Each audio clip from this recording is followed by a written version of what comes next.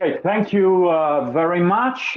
Thank you very much to organizers for the invitation and to all of you for being here to attend this seminar. I also would like to thank you, all the organizers, for the effort of organizing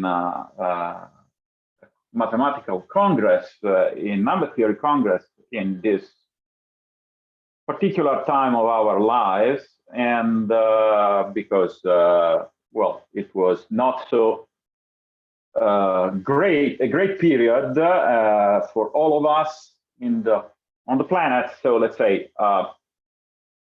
it would be better to be all in the same place, but at least, you know, we can share some thought and we can share some greetings and to see some familiar and friendly faces. So thank you again.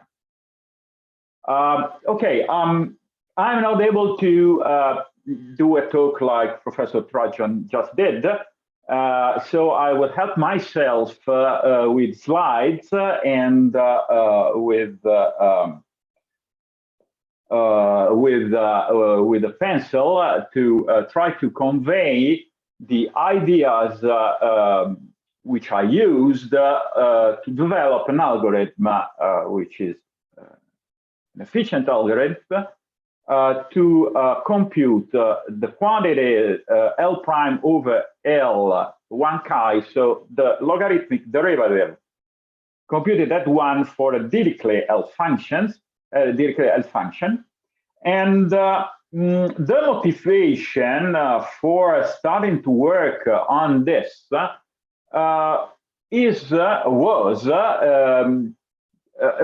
was about studying the behavior of the Euler-Kronecker constant.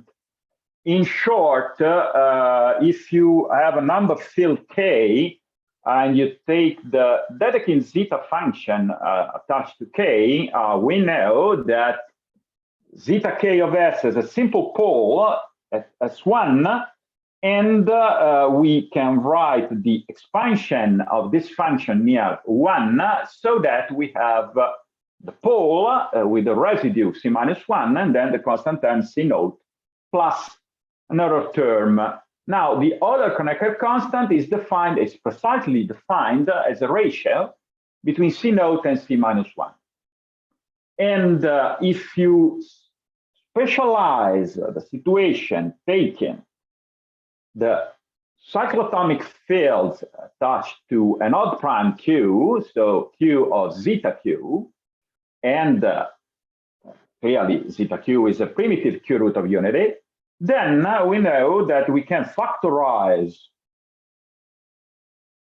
the Dedekind zeta function in a product of the Riemann zeta function times the Dirichlet L functions attached to non-principal Dirichlet characters.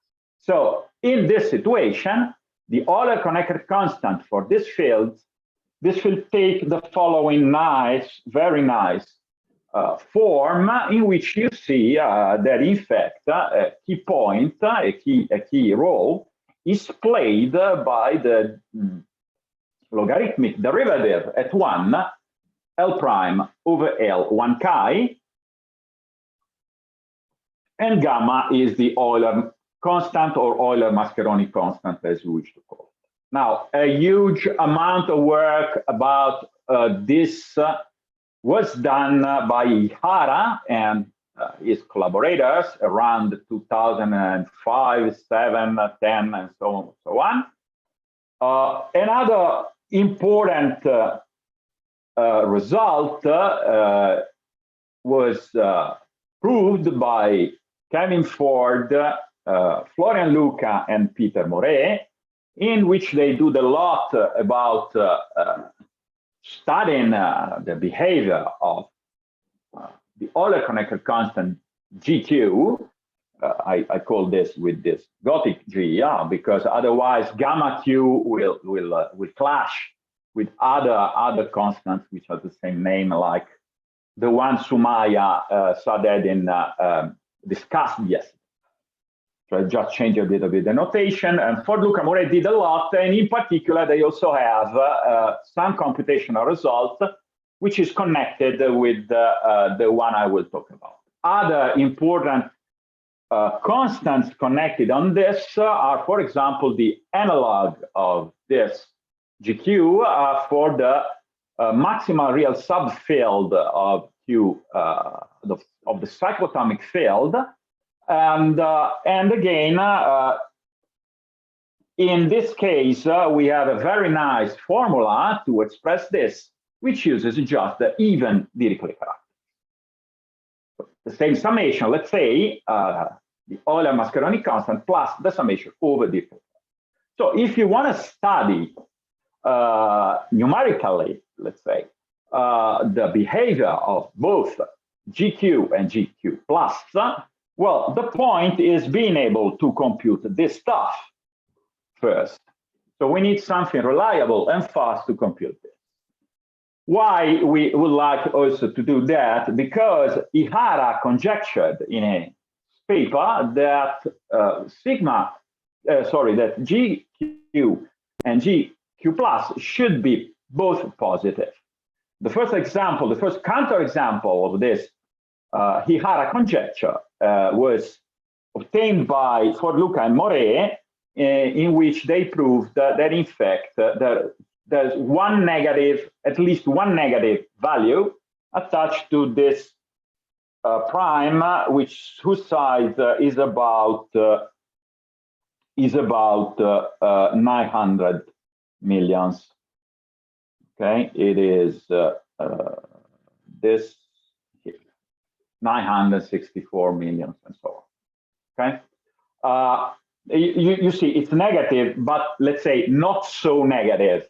Okay, it's not minus 10 to the power 10. Okay, it's so there's an oscillation, let's say. In fact, one can observe an oscillation of this, but these values, and they also did a lot of work to classify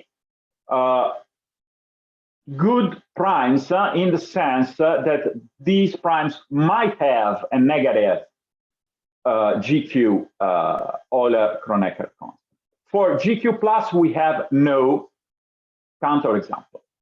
So the goals I had, and these are partly fulfilled and partly not, was first to improve on the FLM algorithm. FLM stands for Luca, Moret, and Ford, to find new counterexample to improve the knowledge about the distribution of these two constants.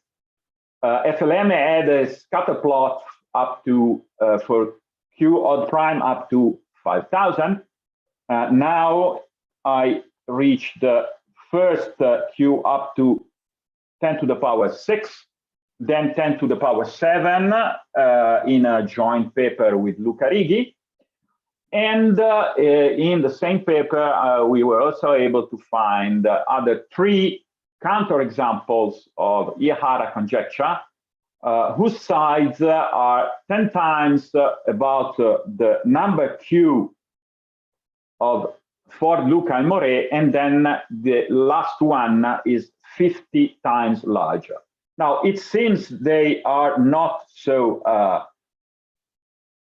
very astonishing results, as I can say, but the amount of work being able to enlarge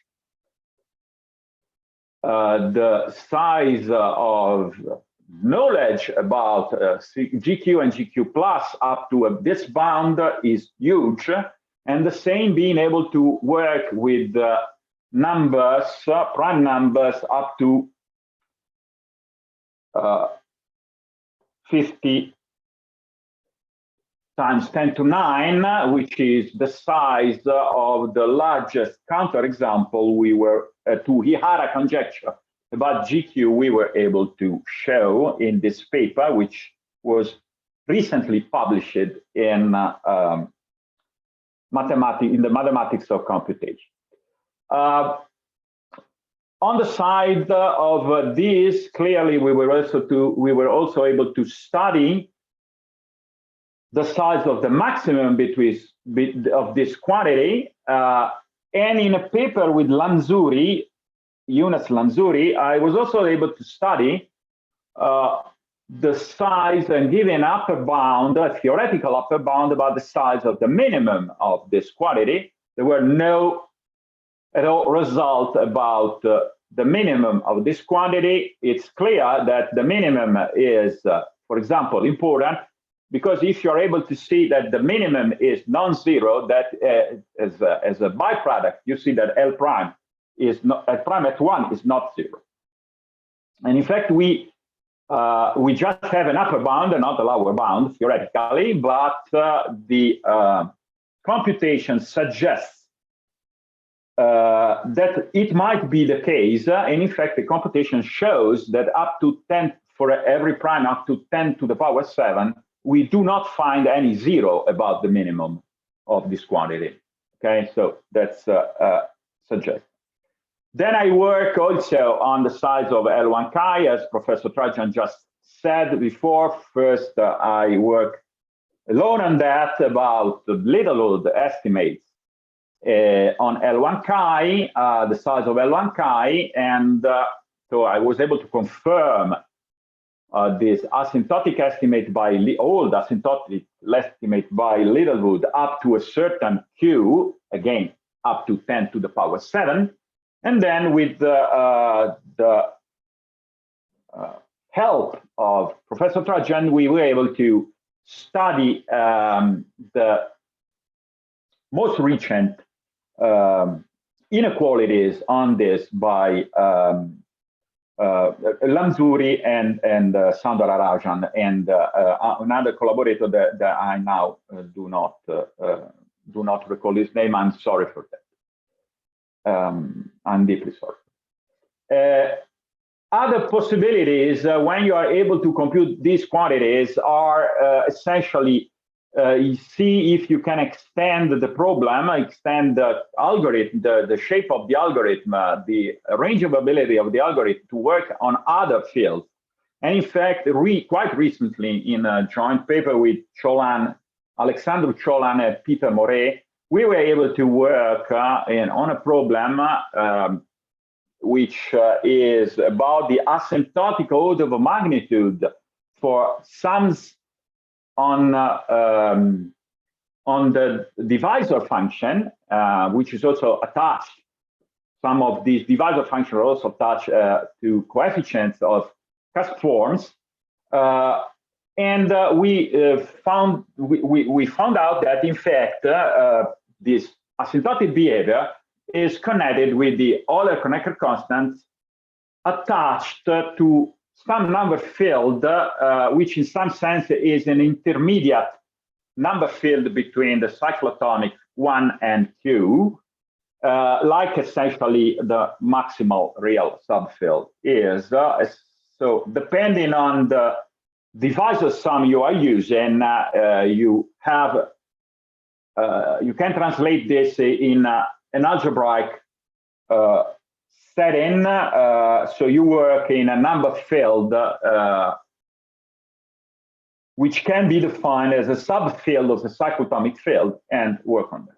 Other possibilities are extending the work on working on values which are not in one of the logarithmic derivative. This is quite hard because, as you see in a moment, this algorithm is based on values of some special functions. In this case, the special function involved is the Hurwitz zeta function, which is a different beast, if I say, because it's much harder to control. In any case, this is useful because this kind of values here are involved in estimating precisely some of the following type, p congruent to 3 log p over p squared minus 1. And this was widely studied by Shanks many years ago. So that's just to tell you the idea that can be the kind of application we can have, let's say. Now, let's stick for a moment back to the case in which S is 1. Now, to study and to work on an algorithm on this, I first show you what Ford, Luca, and Moret did, and then I will let you see how we can move and improve on that. The starting point was this formula that also Sumaya Saded wrote yesterday about the value of L prime 1 chi, where gamma 1 AQ is precisely the synthesis constant in mod A and Q, and in fact, the synthesis constant mod A and Q, gamma 1, can be expressed with the value of the d gamma function,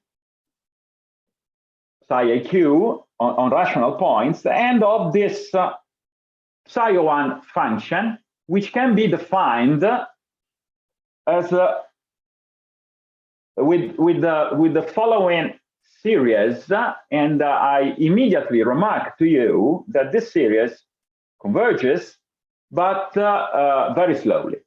So if you try to compute phi 1 of x directly with this series, the amount of time you have to, or in other words, the amount of summands you have to use to reach a good accuracy for the final result is very large. So it's not very, very efficient. So using that, and these are the two formulas, the two main formulas where T is just the non-constant part of phi 1. So it is minus log x over x minus the series. You can express L prime 1 over L the way Ford, Luca, and Moret did, which is this formula 5 as this quotient. You see, you have an average of the value of both phi, t, and phi using the Dirichlet character values, and then you sum over the Dirichlet characters, and then you have a correction term. Let me call this this way. Now, what's the point in computing all this stuff?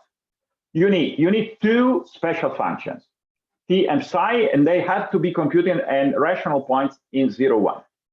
Unfortunately, these two functions are not available in one of the most used programming language, which is the C programming language. So it's a bit of a problem, let's say, being able to compute both. Can be done, but with not directly, let's say, in this language. Moreover, it's an important point, and what I will tell you later, that the size of these functions are essentially, when x tends to 0, the maximum of this function are essentially the maximal order of magnitude are essentially in 1 over q, and the order of magnitude of this function are both, let's say, about q in this point, because the asymptotic formula for this function is this. Moreover, you see, I need, if I work with q, I need q minus 1 points being able to do that, being able to compute this summation. Unfortunately, this summation is low, requires about q squared products, each one, the numerator and the denominator, and this is a lot. We were lucky, we can use an infinite algorithm to perform this, which is called the fast Fourier transform. That's essentially what Ford, Luca, and Moret did. Now, what I did was improve on both the sides of this function, and both also on the size of the summations here.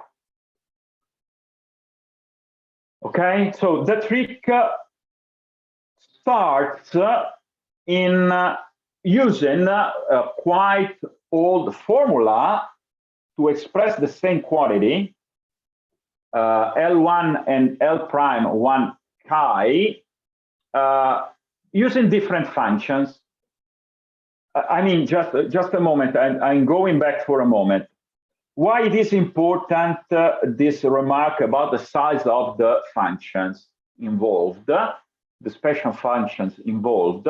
It is important because when you perform computations using a computer, you have at your disposal essentially a finite number of digits, let me say this way. And now the precision of the computation depends also on how many digits you have to reserve for the integral part of the function and how many you can dedicate to the mantissa, so to the fractional part of the function. Now, the point is, if the functions are larger, you cannot have, in some sense, you are losing accuracy in the fractional part. Okay, in the number of digits you can dedicate to represent a fractional part. So if you're able to do the same computation using smaller function, you have a way to control better the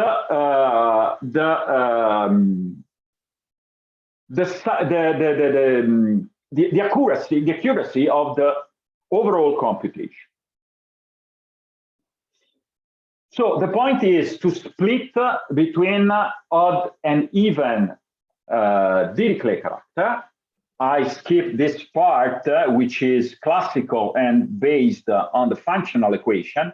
The key point is that you can relate the value of L prime 1, L prime over L at 1 with the value at 0, and the value at 0 can be expressed with the unit zeta function in 0.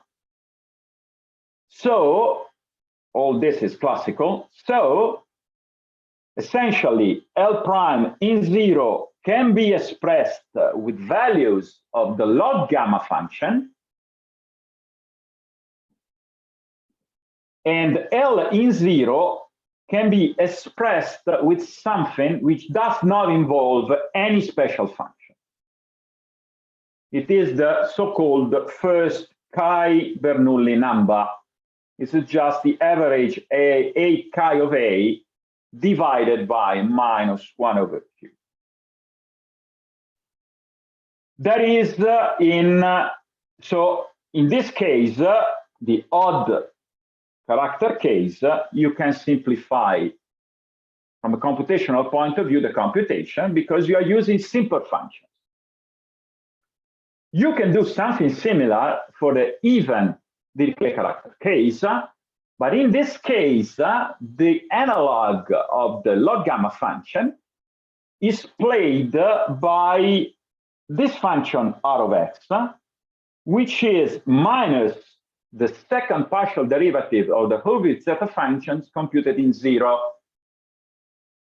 Now, Denninger, in a paper in 1984, wrote a lot about the theoretical, about the theory of this function, but in fact, the first one who wrote about this R function, let's say, was Ramanujan. So I decided that a good name for this was to call it the Ramanujan-Denninger gamma function. And this value, the theory, what is important for us is that essentially we have this function R satisfies the difference equation, which is similar to the one log gamma satisfies. Log gamma x plus 1 is log gamma x plus log x. You have there log square x. And, well, it can be proved that you can express L prime 1 with the value of this R function. Now, what's the problem? The problem is like the function I wrote before, t, so psi1, we just have a series representation for the non-constant part of R.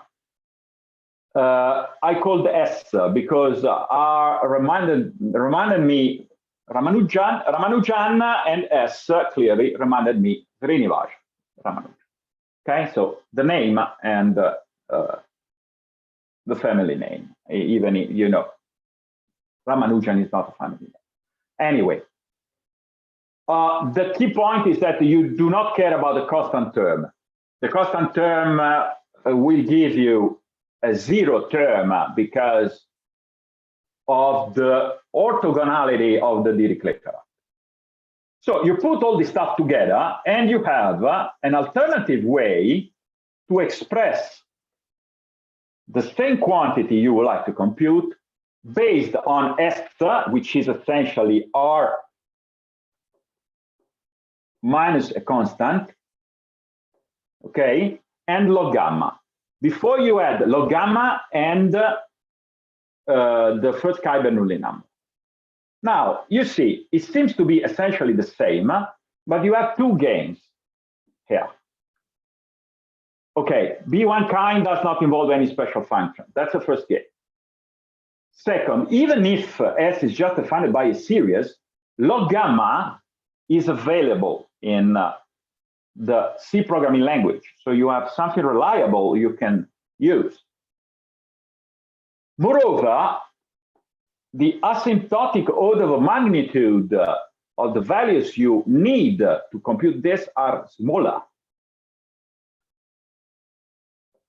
S has an order of magnitude which is log S squared. Log gamma is about the absolute value of log X or log 1x. These are both exponentially smaller than the previous one. Again, if you have a finite number of digits you can work on, that means that you have, let's say, more digits to dedicate to the precision, to the mantista, okay, to the fractional part, to compute that part, which is something you need. I recall you, the negative value we got for the counterexample in the Hara conjecture are very near to zero. So you need to be really precise, being able to get more on that. Moreover, you see, I have these summations over even or odd characters. Well, this leads, in fact, I don't know if I have time, probably not, to improve on the using of the fast Fourier transform, because looking carefully about the parity of the exponential, the complex exponential functions that are representing the Dirichlet character's value involved in this summation, you see that in fact what is important is not the value S of x, but S of x plus or minus S1 minus x, and the same for all the other functions involved. Now, this means that in fact the length of these summations you need to compute are divided by 2. And in the fast Fourier transform, which is quite an important algorithm, which is very, very fast, it is able to reduce the computational cost from Q square product to below Q log Q products, substantial gain. But unfortunately, being able to do that, you need to store the complete value you need to work on. But this way, you need just to store half. The value, the number of values you need to store is just 1/2 than in the previous case. So you have much less requirement from a memory storage. Okay, and moreover, the functions involved are smaller So you have better accuracy. It is faster because you are working with shorter summation. And if you put all this stuff together, I guess my time is almost over. And if you put all this stuff together, then you are able to increase the number of values you can examine for the Euler-Kronecker constant by a factor which is over 50. In just the final 30 seconds, if I may, I want to tell you also that, in fact, another improvement was done in computing S of x in this series of paper I mentioned before, because computing directly using the series I wrote is painful, because as for the other function t involved, it's painful because the convergence rate is low, can be improved in a dramatic way. This is described in my paper with Luca Righi. The kind of improvement we had is about 9,000 times. The algorithm we have is 9,000 times faster than computing X with this definition.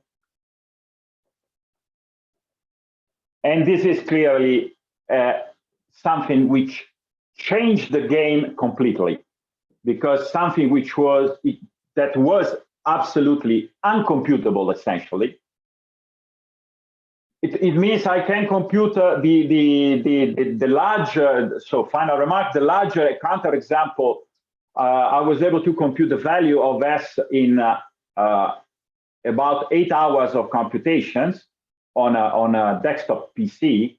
Otherwise, you would have need about 10 years to compute the same quantity of data. Okay, so essentially, you can compute much more, let's say.